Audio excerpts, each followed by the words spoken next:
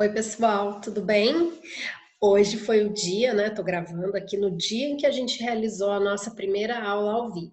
Foi uma aula junto com outros professores, né?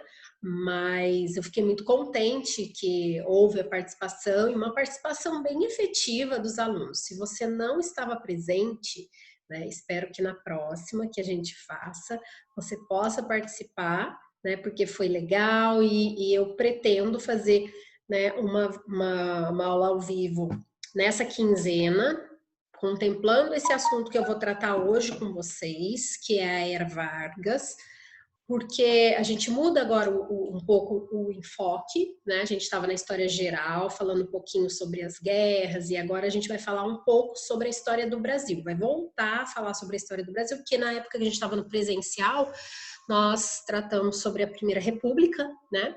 E aí depois a gente foi para as aulas do EAD e acabou que a gente então começou a falar sobre a história geral.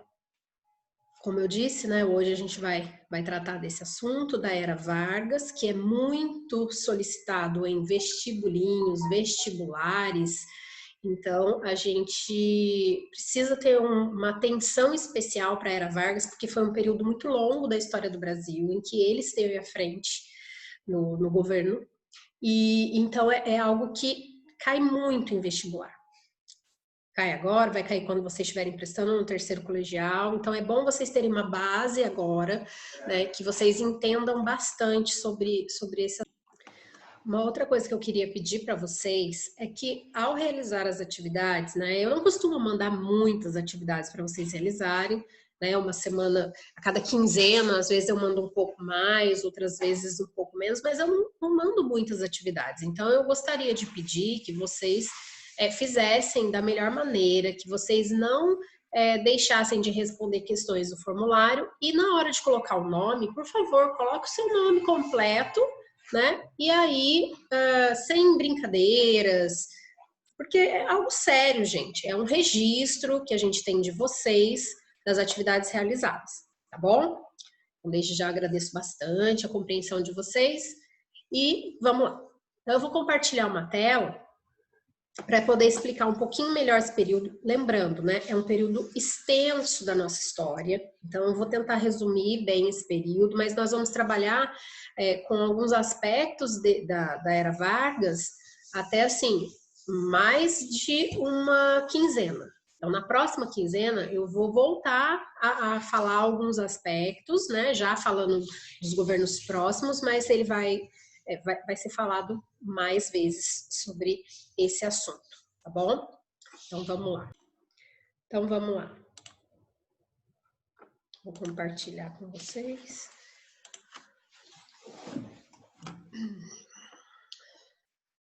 Então nós vamos conversar, né, saber um pouquinho mais sobre a Era Vargas. Esse período da história, né, brasileira compreende os anos de 1930 até o ano de 1945. Essa charge é muito legal porque mostra, né, através da vestimenta do Getúlio, esse é o Getúlio, é uma caricatura dele, mostra através da vestimenta dele as fases do governo de Getúlio Vargas. Tá? Depois a gente vai voltar nessa análise dessa charge, né, numa próxima aula, que aí a gente já vai compreender melhor o tema. Aí a gente vai analisar algumas charges, porque é um período que tem bastante material, tá? Nesse aspecto. Então, vamos lá. Vamos relembrar que quando Getúlio ele chega ao poder, o que está acontecendo na política? Vocês vão lembrar das aulas que a gente nós tivemos lá no presencial, né? Lembra lá que eu falei para vocês, né, da República do Café com Leite, que ora era Minas, ora era São Paulo, num revezamento entre os presidentes? Então, Getúlio está no meio dessa situação, só que Getúlio não é nem de São Paulo e nem de Minas. Ele é do Rio Grande do Sul. E aí, em 1929, o presidente Washington Luiz, né, apoiou o candidato paulista Júlio Prestes. E ele, então, deveria ter apoiado um candidato mineiro e não um candidato paulista. A reação dos mineiros foi se aliar ao Rio Grande do Sul e à Paraíba, formando a Aliança Liberal, que vai lançar a candidatura, né, de Getúlio. E aí, então, tá feita a confusão, né? Porque aí essa situação toda política, ela começa a ficar conturbada. E aí, em 1930, né, tem início a Revolução, que vai marcar o início da Era Vargas no poder. Nós temos aí a fase de 1930 a 1934, de 34 até 37, que é o governo constitucional dele, e depois o governo ditatorial. Ele vai se tornar um ditador de 1937 até 1945. Então, o que aconteceu no comecinho do governo dele? Né? Quando ele assumiu o poder, por que ele assumiu o poder? Né? Eles não aceitam a vitória do paulista Júlio Prestes. Eles acreditam que foram eleições fraudadas, né? Gente, vamos fazer uma parte aqui. Nessa época, a gente não tem uma justiça eleitoral como hoje, e olha que hoje alguns ainda duvidam dos resultados eleitorais quando eles ocorrem, né, as eleições. Mas hoje o nosso sistema eleitoral, ele é muito eficiente, ele tem uma seriedade muito grande, existe um comprometimento, existe todo um cuidado com esse momento. Naquela época, não. As eleições não eram tão, assim, certas, né? Então, acabava acontecendo algumas fraudes, sim. Então, eles tinham razão em discutir alguns resultados, né? Então, vamos continuar lá no compartilhamento. Então, o que aconteceu? Getúlio chega ao poder como? Né? Como eu falei, com as eleições que eles não aceitaram, né, o partido, a Aliança Liberal, disse que eles tinham perdido por poucos votos, tinha alguma coisa errada, então começa uma revolta, né? E aí vários estados vão se aliar a essa revolta contra, né, a posse de Júlio Prestes, e isso tudo, até com levante armado, acaba então por criar um clima de tamanha instabilidade que se tem muito receio de que se chegue a uma guerra civil. E com isso, né, os militares eles vão depor o Washington Luiz, que era o presidente na época, tá? E vão substituir por uma junta militar. E aí depois o poder vai ser transferido para Getúlio. Então Getúlio chega ao poder em meio a esse processo conturbado, né, de contestação das eleições, porque seria então Júlio Prestes o presidente, eles não aceitam.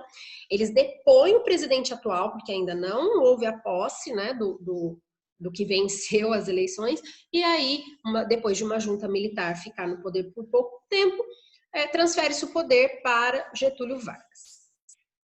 Getúlio, então, começa a governar de forma provisória. Então, não ia ser por muito tempo. Teria que se chamar uma nova eleição, para que, então, fosse tudo feito de maneira correta. Mas, né, esse momento, né, do governo provisório, Vargas vai atender às reivindicações dos grupos que deram apoio a ele. E quais vão ser as principais medidas? A suspensão da Constituição vigente, vai se fechar o Congresso, né, o Legislativo, então os deputados, vai fechar esse Congresso e ele vai passar a nomear os interventores dos estados. Porque, gente, na época não eram eleições diretas, né? Ele vai fazer isso, ele vai passar a fazer essa intervenção. Ele é que vai escolher quem vai ser o governador, vamos dizer assim, de cada estado, tá?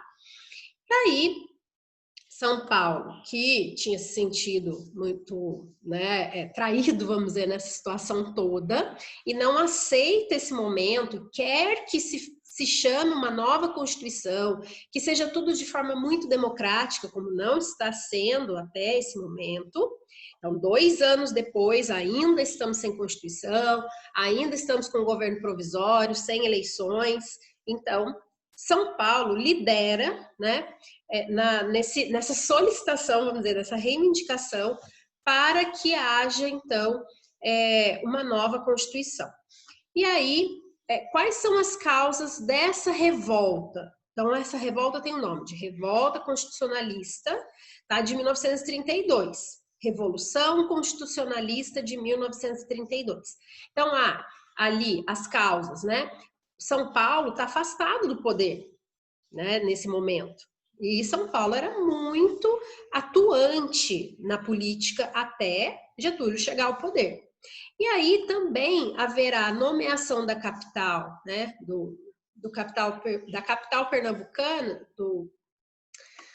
vai haver a nomeação do capital pernambucano João Alberto Lins para interventor de São Paulo. Então, na verdade aqui é capitão, tá, gente? Escrevi errado. Do capitão pernambucano João Alberto Lins para ser interventor de São Paulo.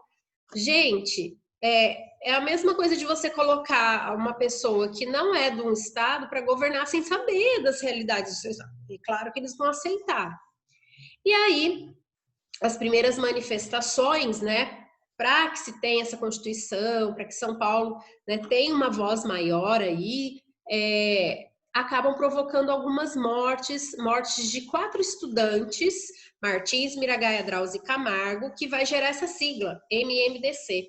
Eu morei numa rua que chama MMDC, né, e tem alusão a esse momento histórico, tá? E então começa-se esse momento de revolta, né? Quais eram os objetivos dessa revolução? A convocação de uma Assembleia Constituinte para se fazer as leis do país. Gente, um país não pode ficar sem Constituição. E aí São Paulo, então, começa nesse processo solicitando, São Paulo vai perder, tá? Esse momento, essa revolução, São Paulo não vai conseguir, então, alcançar o objetivo militarmente, mas politicamente, né, Vargas acaba, então, propiciando esse momento de uma nova Constituição, que vai, então, em 1934, ela vai ser promulgada. Quais são os critérios, né, dessa nova Constituição? Critérios de cidadania. O voto passa a ser secreto, incluindo as mulheres. Olha aí, as mulheres passam a votar a partir desse momento. Antes não votavam. Mas vai excluir analfabetos, mendigos, militares, até o posto de sargento. Só os mais graduados que podem. Direitos trabalhistas. Isso aqui é muito importante, a gente vai discutir bastante essa questão aqui, né? Passa a ser instituído o salário mínimo, jornada de 8 horas de trabalho, proibição do trabalho para menores de 14 anos, férias remuneradas, indenização na demissão sem justa causa, a pessoa demitida, sem dizer o porquê, ela tem direito a uma indenização. Ela não está contando com aquilo, por que mandá-la embora? Né? Tudo isso, gente, aconteceu nessa Constituição e por conta disso, Getúlio, ele é conhecido, né, como alguém extremamente importante para os trabalhadores, porque foi no governo dele, numa Constituição elaborada durante esse momento que ele estava no poder. Essa Constituição, né, com esses direitos trabalhistas, foi algo muito importante para os trabalhadores, não vamos negar, importantíssimo e é até hoje, tá? E há também um momento de um nacionalismo econômico. Vai ser a decisão ali importante da proteção das riquezas do país, como as jazidas minerais e as quedas d'água, que ninguém pode vir aqui e tomar. Ninguém pode vir aqui, pegar e levar embora. Né? Isso foi algo importante também, tá?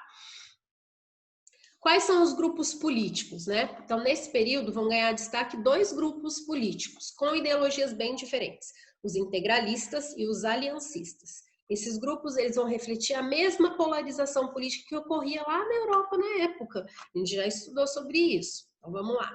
Então, nos integralistas, nós temos o líder, que é o Plínio Salgado, e os grupos envolvidos são empresários, classe média, militares e a Igreja Católica. Quais são as propostas deles? Combate ao comunismo e ao liberalismo, um nacionalismo extremado e por um regime político ditatorial chefiado por um líder capaz de impor disciplina. Alguém está lembrando de uma figurinha muito importante Não estou falando de uma pessoa do Brasil atual, não, tá? Bem que eu queria, mas eu estou falando, né, de Hitler, de Mussolini.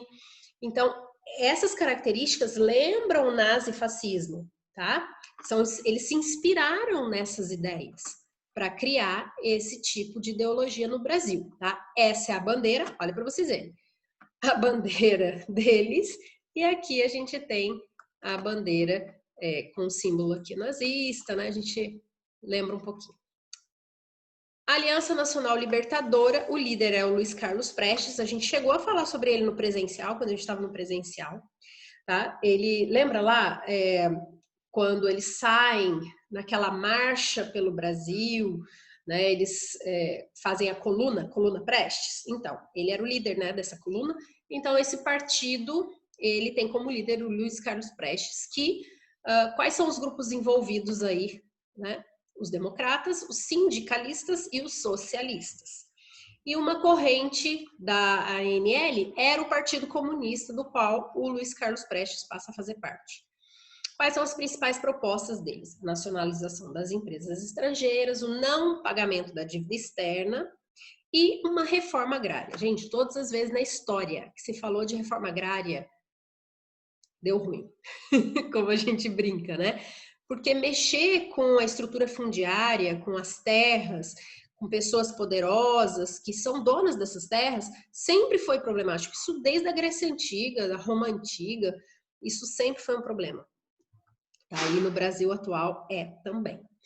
Então, em 1935, ocorre, né, que haverá uma situação em que se pensa em uma mudança nessa estrutura que Vargas está impondo aí ao Brasil, né?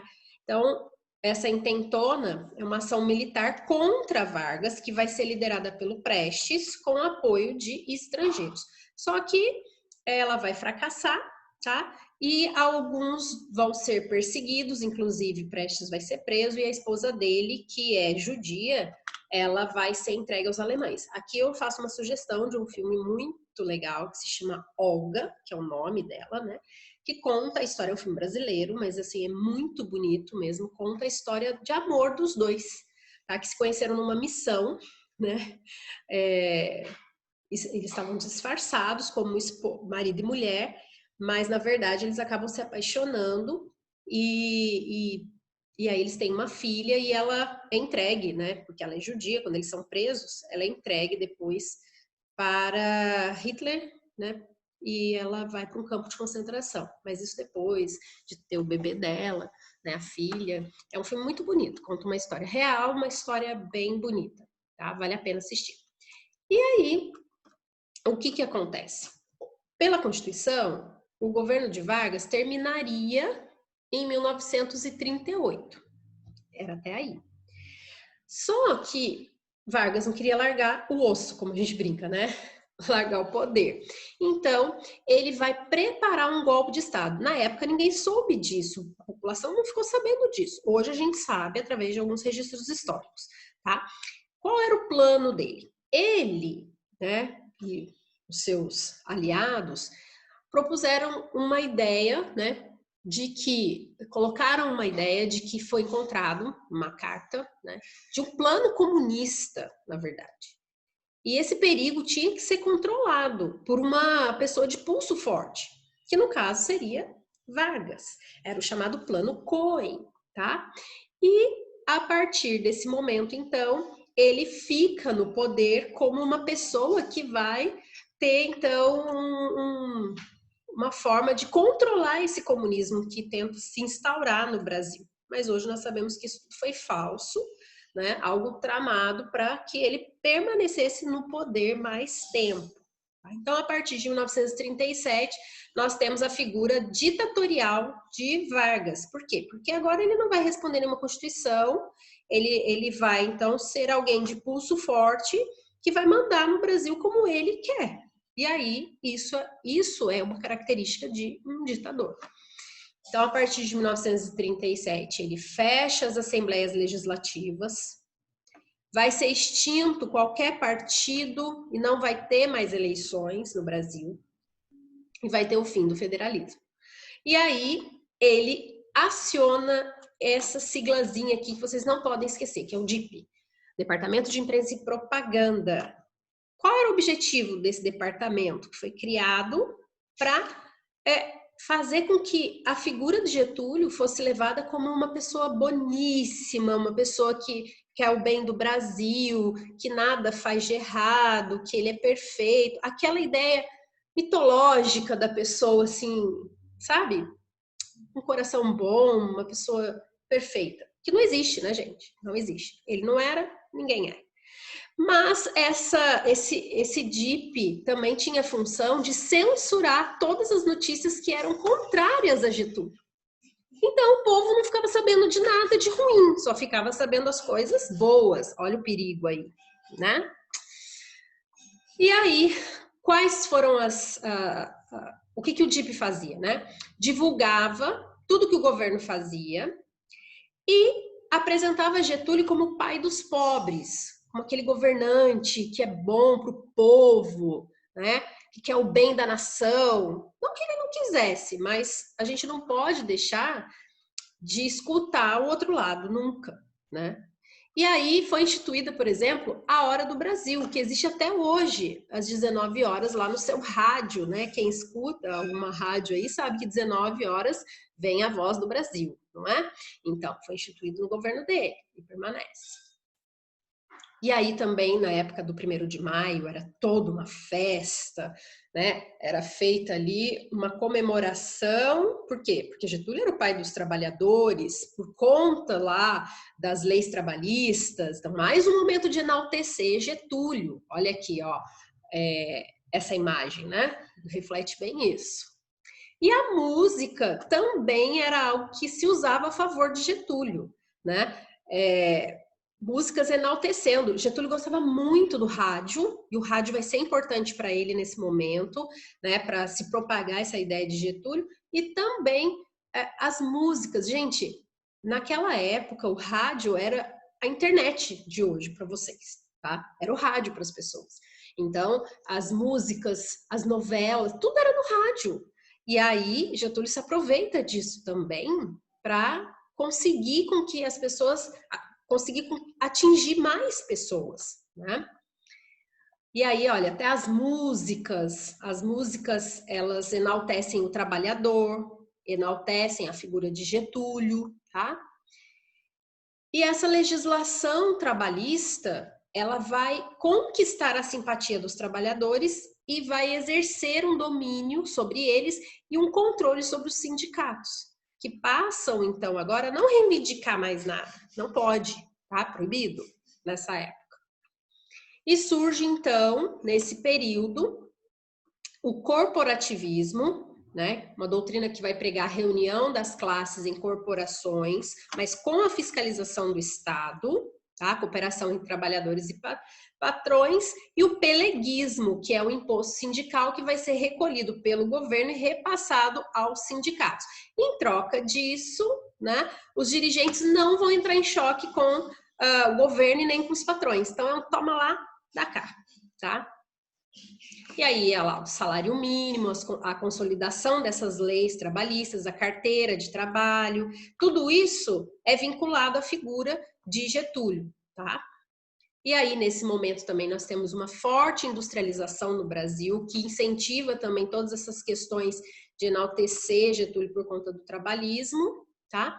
E nós vamos entrar no momento da guerra, né? O Brasil vai se posicionar do lado da Inglaterra, da França, dos Estados Unidos, mas o Brasil tem um ditador, como Hitler e como Mussolini. Como pode isso? É uma incoerência, né? A gente vai falar sobre isso também mais à frente. E aí, com a participação do Brasil na guerra, começa a haver uma maior mobilização para a democracia. Por quê? Se a guerra lá fora, eles estão lutando por uma democracia, pelo fim de ditaduras como a nazista, a fascista, por que no Brasil a gente tem isso? Então começa a haver um pensamento, né, reforçando assim essa luta pró-democracia, tá? E aí os opositores do regime começam a trabalhar mais, em relação a isso. Os Estados Unidos também, eles vão se opor a esse nacionalismo de Vargas, porque eles querem entrar no Brasil, isso também é uma coisa que não é muito positiva, eles querem entrar com todas as suas indústrias no país, intervir mais aqui, então eles vão apoiar o fim do governo de Vargas, tá? E aí, em 1945, chega ao fim o Estado Novo. Muito bem. Gente, rapidamente foi aí um resumo desse período, né? Mas eu deixei um texto para vocês, deixei lá também um vídeo, que é bem também fazendo um apanhado, assim, um resumo do governo de Getúlio até o Estado Novo. Então, vou pedir para vocês assistirem, para vocês lerem o texto. Confesso aqui que é um período cheio de detalhes, precisa que vocês tenham mais atenção nas leituras, que vocês busquem mais informações, procurem além, né? Vou fazer uma aula ao vivo para a gente tirar as dúvidas, discutir melhor, eu explicar melhor tudo isso para vocês, tá? Então, como eu disse, é um tema importante. Nas provas externas cai bastante, nos vestibulares vocês vão ver várias questões em história sobre esse assunto. Então, vamos ter atenção, vamos então fazer tudo adequadamente. Pessoal, termino por aqui, né, para não ficar muito cansativo. E aí, na nossa aula ao vivo, a gente fala mais um pouquinho, a gente conversa, a gente faz algumas atividades. Realizem o formulário dessa semana, tá bom? Assistam o vídeo que eu postei para vocês como sugestão e até mais. Pessoal, um abraço, beijão, até a próxima, tá? Tchau!